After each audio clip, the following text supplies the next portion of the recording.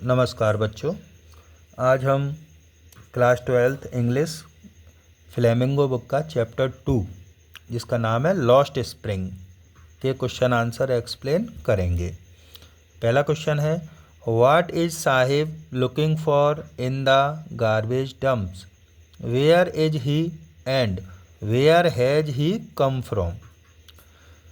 Question की कुछ meaning देख लो। गार्बेज मतलब होता है कूड़ा और डंप्स मतलब होता है ढेर। ठीक है, लुकिंग फॉर यानी ढूंढना।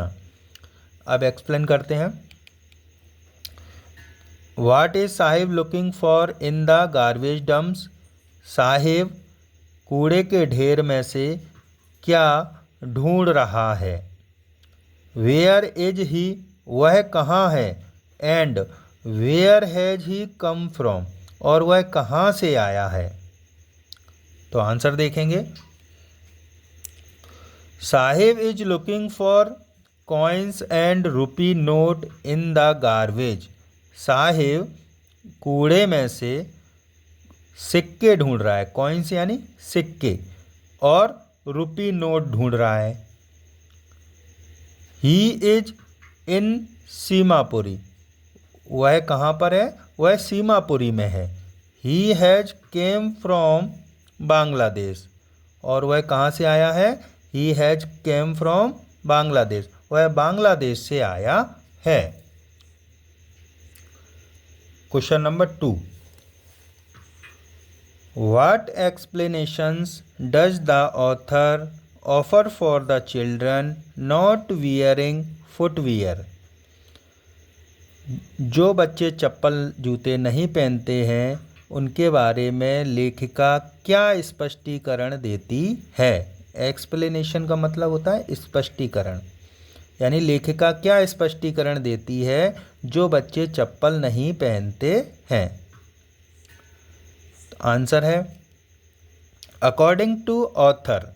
अकॉर्डिंग टू का मतलब होता है के अनुसार, यानी लेखक के अनुसार। It is a tradition to stay barefoot, यानी लेखिका के अनुसार यह एक ट्रेडिशन यानी परंपरा, यह एक परंपरा है नंगे पैर रहने की। यानी लेखिका के अनुसार यह एक परंपरा है नंगे पैर रहने की। It is not lack of money. यह लैक ऑफ मनी का मतलब होता है पैसों की कमी। लैक माने कमी, मनी माने पैसा। It is not lack of money, यह पैसों की कमी के कारण नहीं है।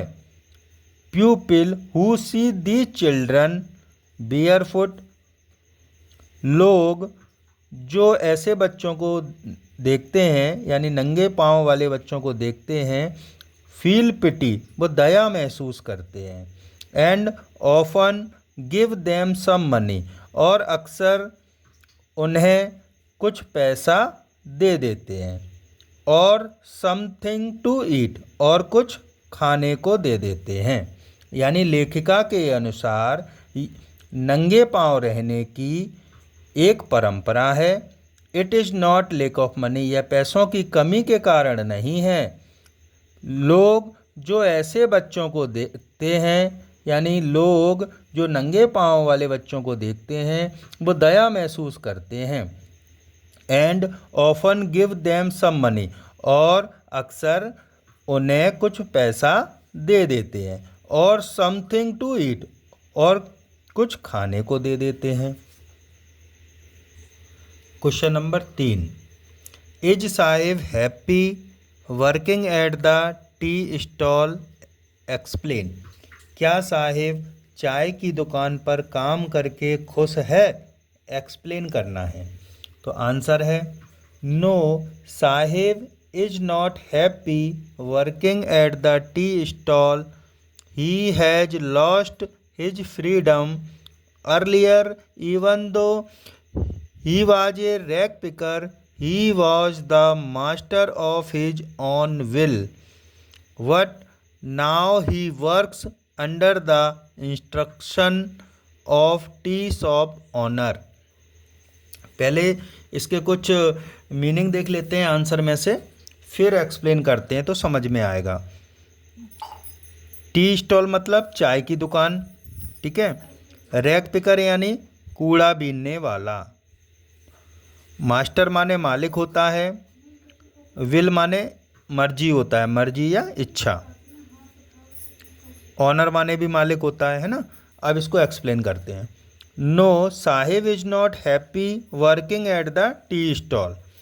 नहीं, साहिब जो है चाय की दुकान पर काम करके खुश नहीं है। ही has lost his freedom. Lost माने होता है खोना, फ्रीडम माने आज़ादी। उसने अपनी आज़ादी खो दी है।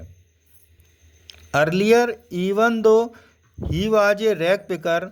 पहले जब वह रैक पिकर था यानी कूड़ा बीनने वाला था या कूड़ा बीनने का काम करता था, he was the master of his on will.